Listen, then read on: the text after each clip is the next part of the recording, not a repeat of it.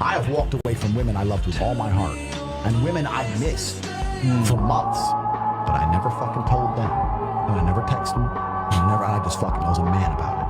Right. Being a man about things isn't not feeling things. It's feeling things and still acting like a man. In fact, you know what's funny?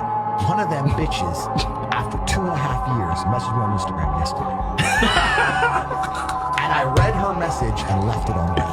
Bam! What do we teach the niggas on this show?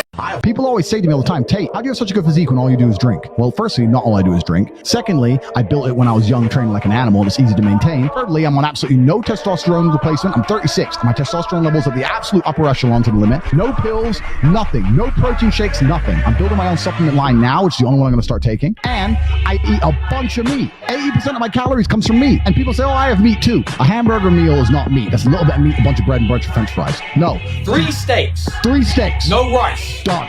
They don't want you strong. They want you weak. And that's why they're promoting this veganism garbage. Every single thing that the Matrix is telling you to do is designed to make you weaker and easier to program. They are trying to make your mind empty. You must resist the slave mind. People always... What would you do if your son was gay? I get asked that question a lot. I would not disown my child if he was gay. I don't care. I would not allow my child to be a degenerate person. If he was gay in his own private time, I wouldn't care. If he was gay and he was a gay rights activist and he was walking around in bondage gear on a gay pride parade in public, then I would disown him. Not because he's gay, but because he's degenerate as a person. I don't care if you're gay or straight. You should keep your clothes on in public. You shouldn't be walking around in bondage gear. Gay or straight. There's nothing to do with sexual orientation. What would you... You're broke!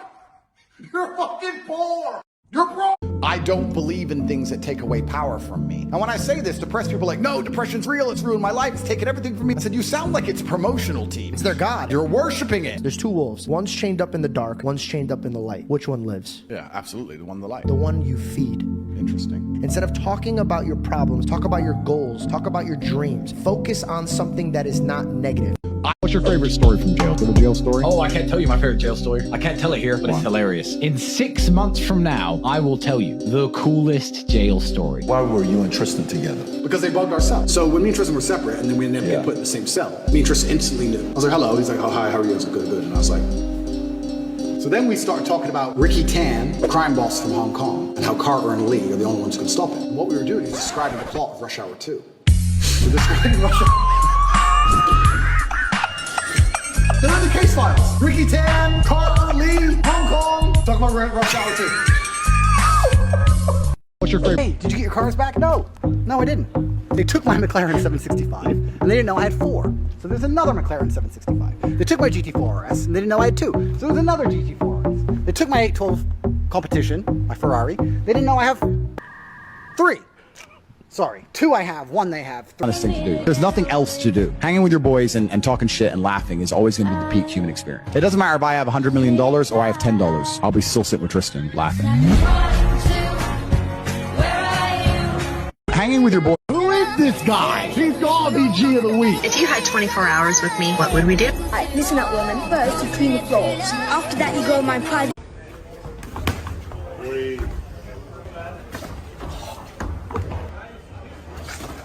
you... 10 seconds, Marcel. 10 seconds, Marcel.